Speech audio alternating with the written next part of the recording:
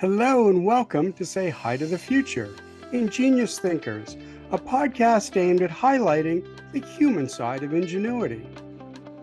With me today is Sarah Kalmeta, entrepreneur, speaker, published poet, and founder of Pivot Point International.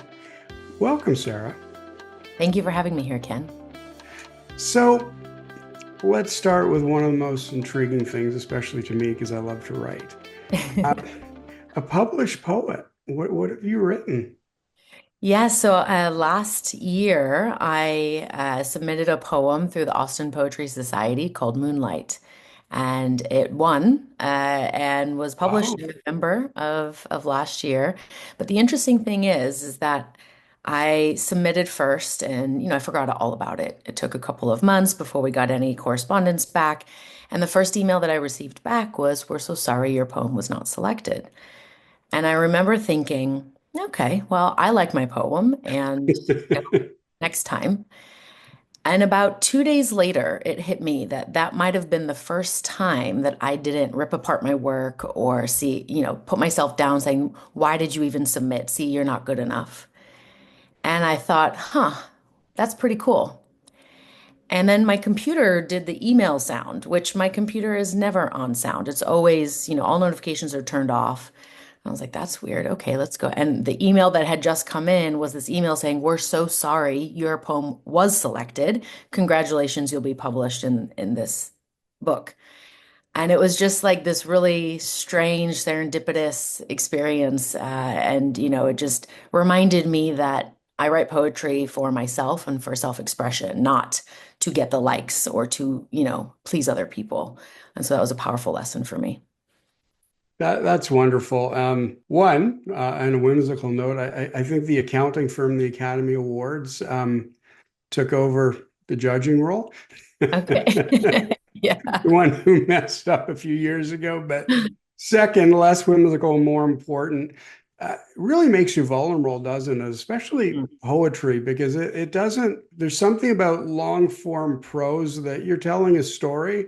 Yeah. But short form poetry, even free form, just it really comes from inside of you, and makes you vulnerable and opens you up to this is how my mind thinks. This is how it bounces. Do you find that? Did you find that? Yes, absolutely. For a better portion of a decade, maybe longer, I didn't write poetry. I stopped because, I was a businesswoman and had other important things to do and just didn't see the value or, why should I do that? And it wasn't until COVID when I had a bit more downtime that to even be able to process and express certain things, that was my outlet. And so I returned back to it. And it then, at the end of last year, I made a daily habit of writing one poem a day, even if it was just writing two sentences, and just to get words out. And, reps equal progress, and, you get better. And then you learn a little bit more about how to play with it and what to tease out and that type of thing, because motivation only strikes, inspiration only strikes every so often. But when you make it a practice, then you have different things to pull from that you can like weave together later, and it plants a seed and it gets your mind thinking in a different way. Well, I'm glad you said that. I'm glad you got back to it because I mean, you say you help people look at life differently. Yeah. And I really think that of all the written forms, the way you need to think about poetry and express yourself, it's to me, it's such a catalyst for what you do. Mm. So how do you make us look at life differently? How do you leverage your processes to do that? Well, I have a few different modalities that I utilize to impact large groups. I'm often brought on as a speaker or an event host, and I love emceeing or moderating a day because then I can look at this arc that we Mhm. have in the journey that people are experiencing. So in a keynote, I'm doing that in a 45-minute session and bringing people through an experience that gets them to feel something different. Because I can talk at you all day long, but Mhm. if you don't feel anything, you're not going to think differently. And so that's where I focus. I focus on how do I inspire someone to feel something? How do I connect to that very human experience? And from there, that awe-inspiring moment that when the penny drops, all of a sudden there's this inspiration to try something different, to, just try the new flavor one time. Maybe you won't like it, but maybe you'll love it. Uh, Hmm. so for me, when I'm able to work with a larger group of people, being on a stage and being able to weave through the narrative of all the different speakers, all the different discussions that have been had, it helps to connect the dots for people because for a lot of people, it's just dots in the sky. And, okay, this is a good point. This is a good point. This is great. But what do I do with that now? And so by me coming in, I then connect those dots in perhaps a unique way because it's not linear, and the poetry helps with that. Most people, particularly in very technical fields or in Western society where we really value the left brain process and procedure, I Hmm. think that that is the end all be all of intelligence. It is not. It is a part of and an important component of, but it's not the only thing. And so Albert Einstein is quoted as saying, creativity is intelligence having fun. So bringing in that creativity is how we can create new experiences for people and get engineers to see that they're also creative in the Right, processes that they develop. right.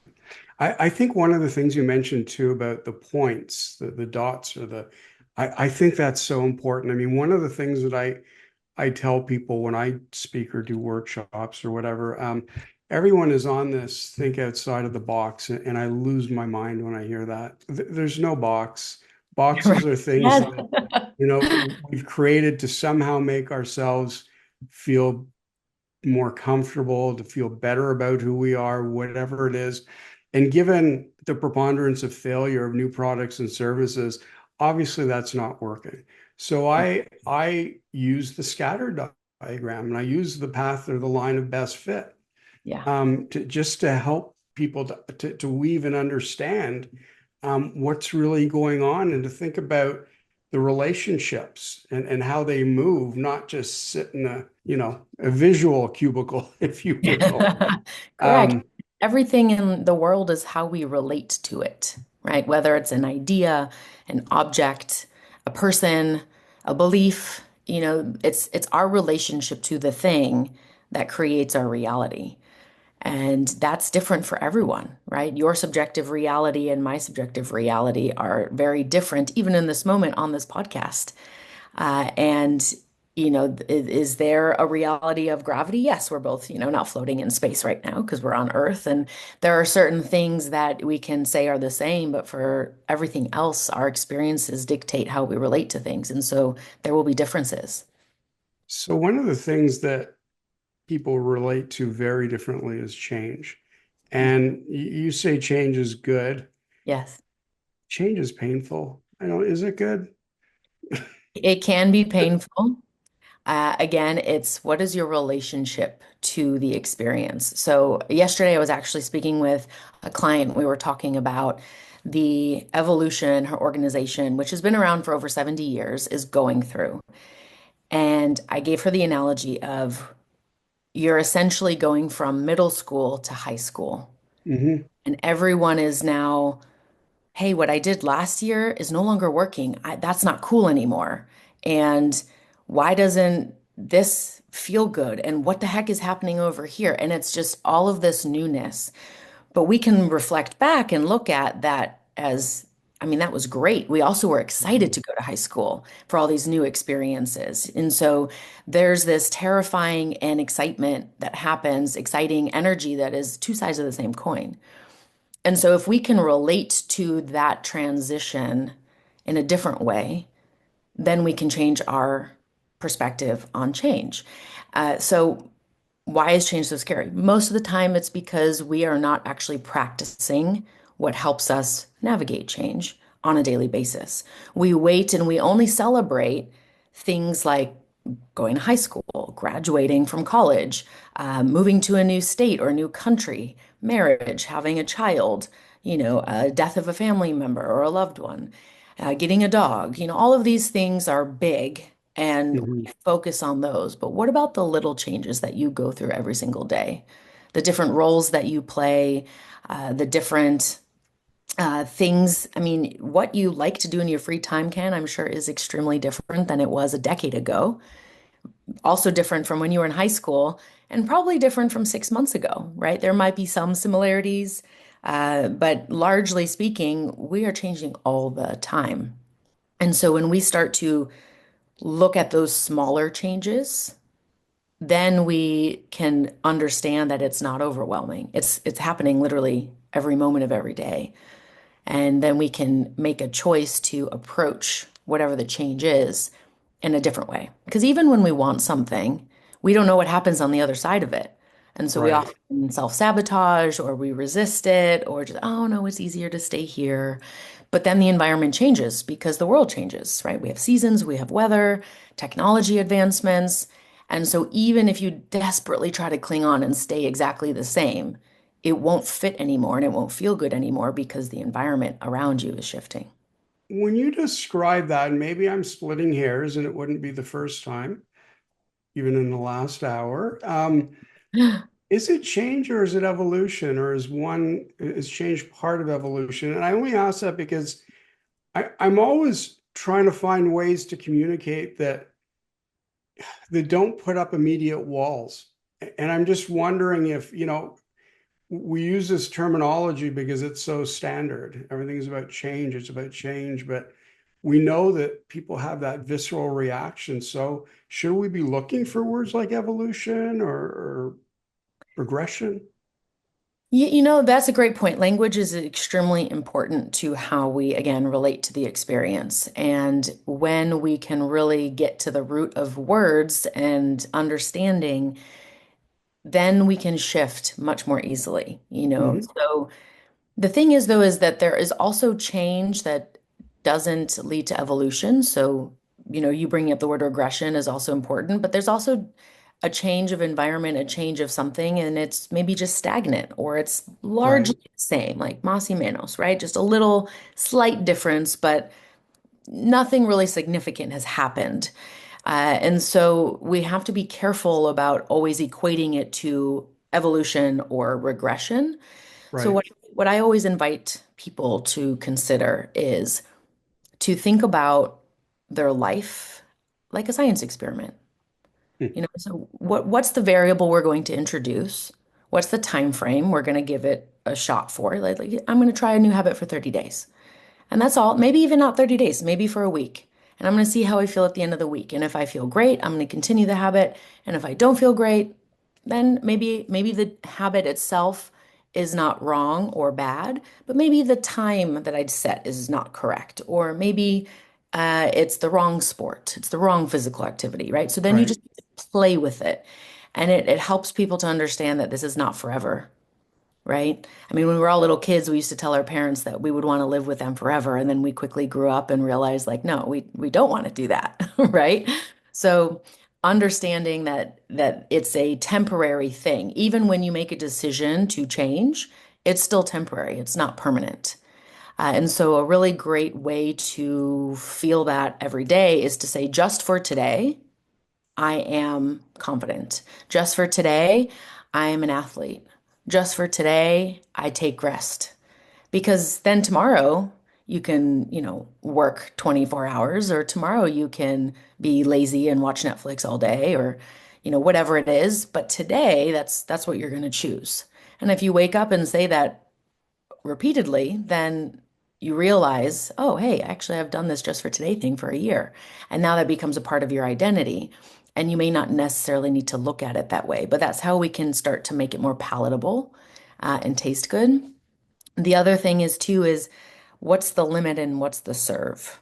Every single Mhm. thing that you choose in life, for the business people, the opportunity cost, right? But everything that you choose will serve you in one way and limit you in another way. And I like to use happiness as an example. So if I were to ask you, Ken, how does happiness serve you? What would you say? I think it makes me become more committed to what it is that I'm doing, or whatever role I'm serving as parent or partner or you know business person. Yeah, it feels good, right? So Yeah. you reinforce this behavior and this experience. So now on the flip side of that, how does happiness limit you? Oh, complacency. Mm, right? 100%. You want to stay there because it feels good. And so now you're resisting change.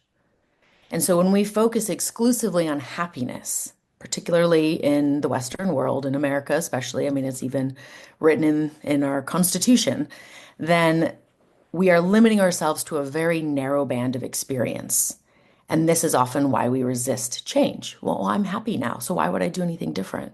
But when we open up to other experiences, whether that's accomplishment or peace or joy or ecstasy or awe, then all of a sudden we have this wider range and we allow more experiences in. And it's not that I can never feel happy again. It's just that I don't need to feel happy all the time because that is a mindset that will actually cause you to be unhappy because you're focusing only on one thing. When we can broaden that focus and be open to these minute shifts in energy, then we can invite more in and have a much more rich experience in our life. Yeah, those are sage words, Sarah. I really love the way you talked about it. And I think it's funny as an entrepreneur, and I've been an entrepreneur for decades now. Um, Being happy for too long has never been my biggest challenge. And frankly, I don't think I don't think that that's a challenge that many entrepreneurs or those that want to progress have. I think it's kind of funny. It's sometimes the opposite. And you spoke about it. I achieved this for a day, or I did it for a day, or I did whatever. And I find that most highly driven people forget to even take that deep breath and go, "Holy cow, that was a moment." That Right. was something that sorry? To celebrate it. Yeah, Yeah. at least to recognize it. Yes. It's so powerful to recognize it, right? I mean, we it's funny because we have that instilled, with young children. We celebrate Mhm. these micro moments, these little inch stones, as my friend Sarah Kiernan would say. And then as we get older, we shift to milestones. So then we feel this sense of, well, I'm not doing enough because, it's that milestone is way over there. But what about all the little things that get you there?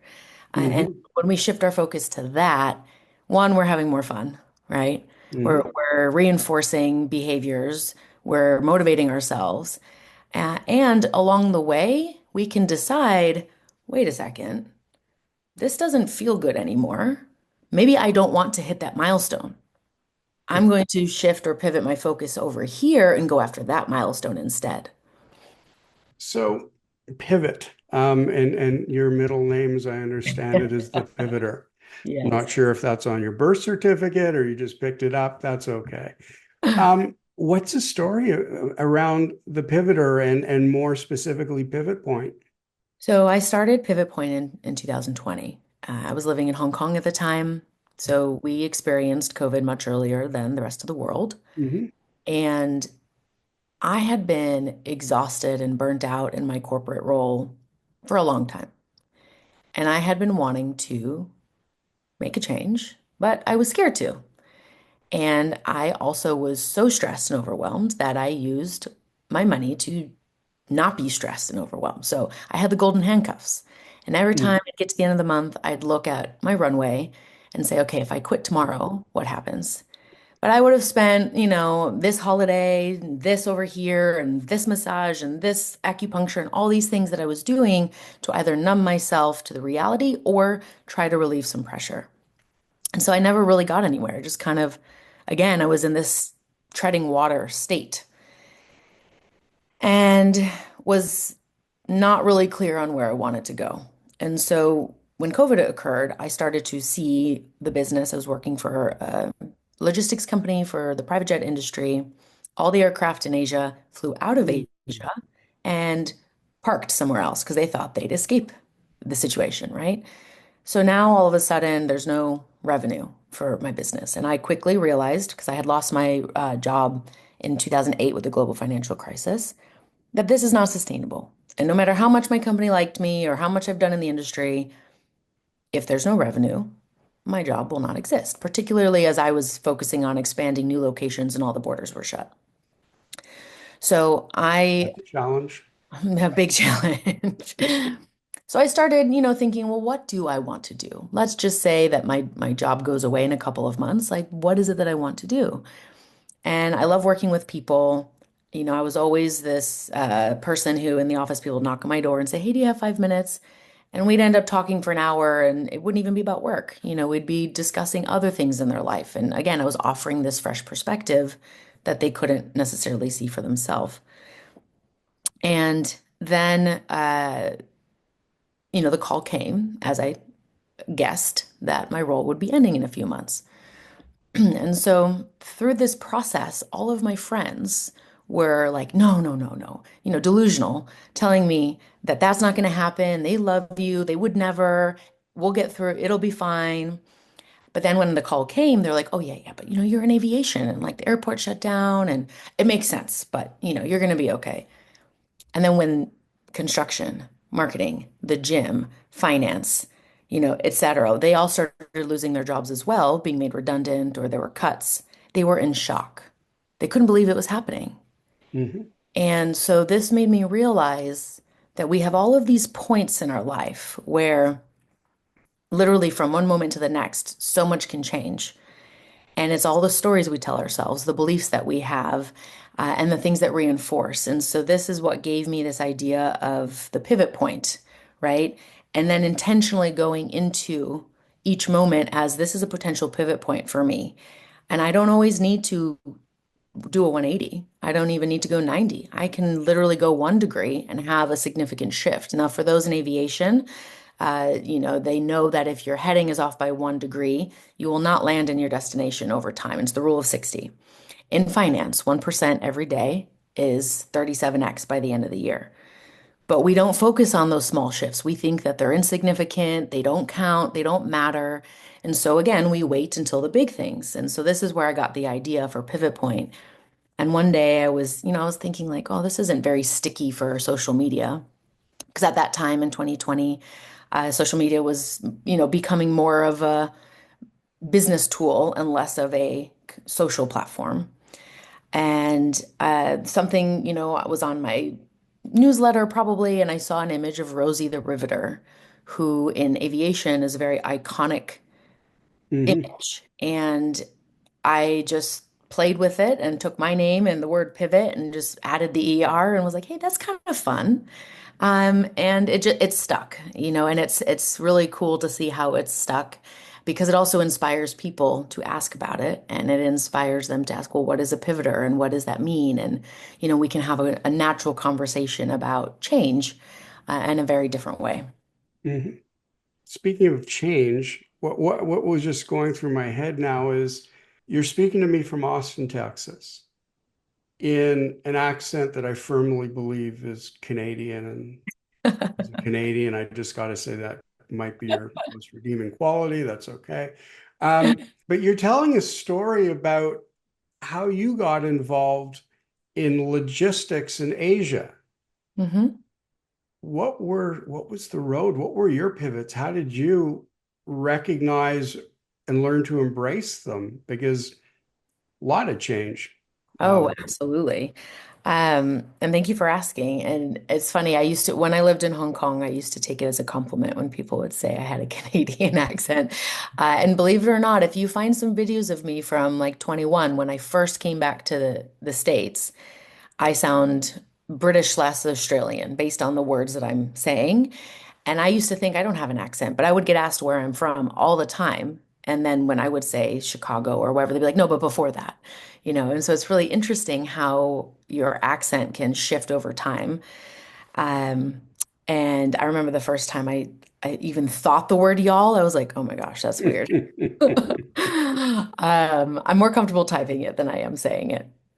So when I was in school, I went to Embry-Riddle Aeronautical University and I did a degree in aviation business. Now, why did I choose that? Well, I loved aviation since I was little. I used to love, my mom would take me to air shows, would go to the planetarium all the time. And believe it or not, my first two words were for star and airplane. I used to say sta and ba, and she realized that ba was the moving one. First, she thought I was babbling, and she realized there was a method to my babbling. Okay. So I did some discovery flights, and sure, I love flying. It's exciting, especially in a small aircraft. I'd get bored after 20 minutes. And then I'd watch my friends who would eat ramen or, do whatever it took to get an extra $60 to get another flight hour at the end of the month. And they just lived and breathed it. And that wasn't me. And that was okay. So I realized there's these other options that I have. I was first accepted to school for aeronautical engineering. And my mom said, you're pretty social. Are you sure you want to, be in like on a computer in CAD all the time? I'm not sure that's your personality. So I looked into a little bit more and thought, okay, yeah, maybe not. And ended up on this because I was the pivoter before I even gave myself the name. I thought if I don't like aviation one day, I understand business and I can do something else. I can Hmm. switch more easily. And then I did a minor in Asian studies, so I learned Mandarin. And that is what then allowed me, the job that I was hired for after I was let go during the global financial crisis was a private jet company in Los Angeles. They had aircraft in Singapore and Hong Kong. So they saw my CV. They saw that I studied the culture, that I had the language capability, and they hired me for that. And in 2020, sent me over to Singapore to help train some new staff members.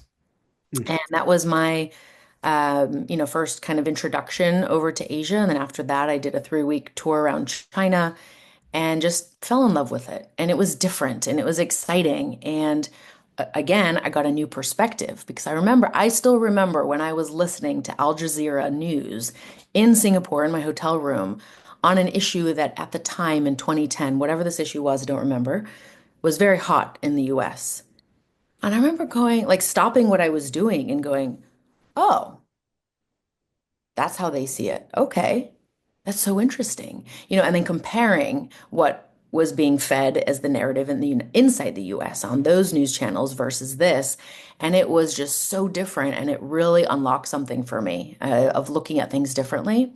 And it probably helps that I grew up in I'm first generation American. So my mom emigrated from Poland when she was younger with my Hmm. parents. And so I grew up a lot in their presence and had that exposure to different norms and cultures and the language and food. And, it probably primed me for being more open to something that was different. And then, I ended up staying. I stayed in Asia for 13 years, went to mainland China for a year and a half, then went to Hong Kong for 10. And I didn't mean to move back to the States. I was firmly only here for a 2-month holiday. And Hong Kong had a 3-week hotel quarantine through COVID. They shut down pretty immediately because of SARS. So they had really good experience with that. And I mean, truth be told, our clusters during COVID were like 13 people have COVID today, in a city of 8 million people. So we were like, oh, Right. okay, well, fine. But nobody was allowed in the country without going into this quarantine and having a very strict process. So then when you did travel, it was more expensive because the airport was pretty shut, not many flight routes because of that. And you wanted to make it worthwhile because if you're going to spend 3 weeks in solitary confinement, you want to make it worthwhile. You don't want to just go somewhere for 3 days and then come back and spend 3 weeks because you also had to pay for it. You couldn't do home quarantine. You had to be in a hotel. Hmm. While I was here, then Hong Kong shut the border because of Omicron. Right. And I couldn't get back. It was, I think, 8 countries. I know Canada was one of them. Mexico, maybe not, but India, UK, Australia. So I thought, well, by the time I get back there and spend all this money and 6 weeks of my life in hotels in different countries, my lease is up, aviation's still not recovered. Like I'm making money and I'm being nomadic. Let's try something different. And that then led to the stars aligning for Austin. It was a very, just everything seemed to flow when I was here. My partner at the time got a US visa just by talking about Austin. He was Australian. So when the dominoes fall in such an easy way, we were like, why not? Let's try it out. And I think that attitude of let's try it out is what allowed me to, I'm not saying it wasn't hard and it wasn't difficult. I had to completely relearn what it was like to be an adult in America. Felt like I was 17. It was very bizarre, reverse culture shock, all the things.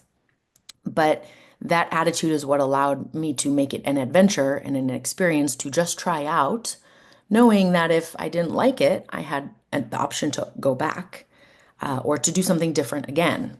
Right. And that's how I found myself here.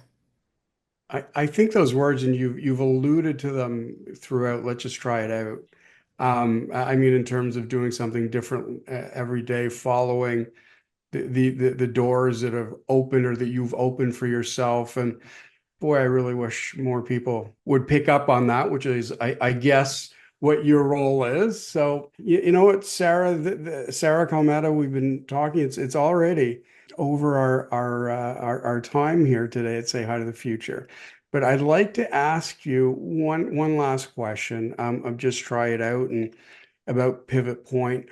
Um, what are some of the specific things you can do? Is it for me as a leader? Is it for different types of businesses or industries? Just let's end with how you can get people to, just try it out, even for a day. So this is obviously going to vary based on your corporate culture or the person, like there's generational differences. At the end of the day, it's about creating safety and Hmm. and going for something small. This is why New Year's resolutions don't work because we go, I'm going to be a vegan overnight. When you've been eating meat your whole life and you eat it every single day, right? It's just there's no that's like jumping in the deep end and now you're in shock because it's really cold water and everything else shuts off and all you can think about is getting out, right?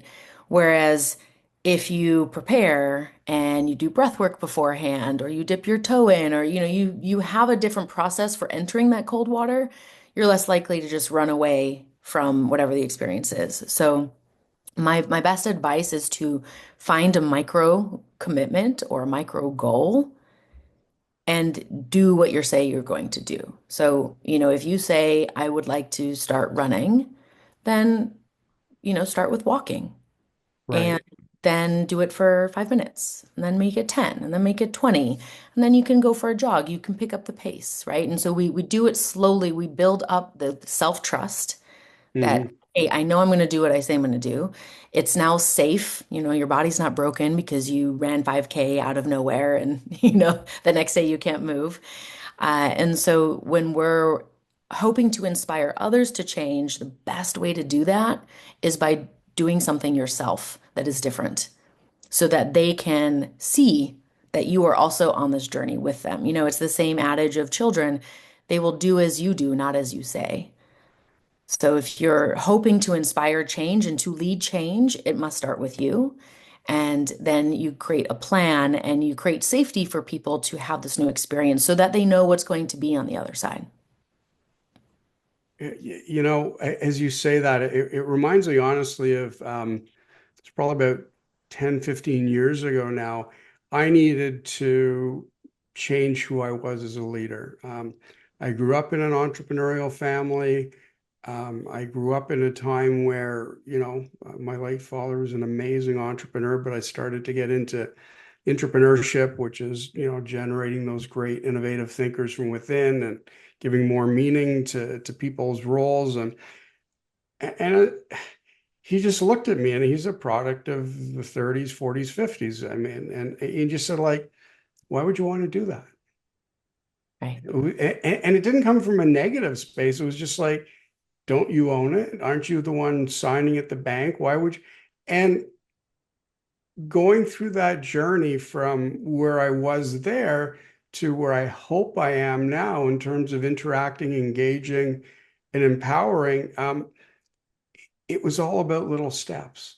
Yeah. And but it takes people like you, with the understanding of the little steps to bring about big changes in individuals or in causes or whatnot. Because when I started out, people were just saying you have to do it because.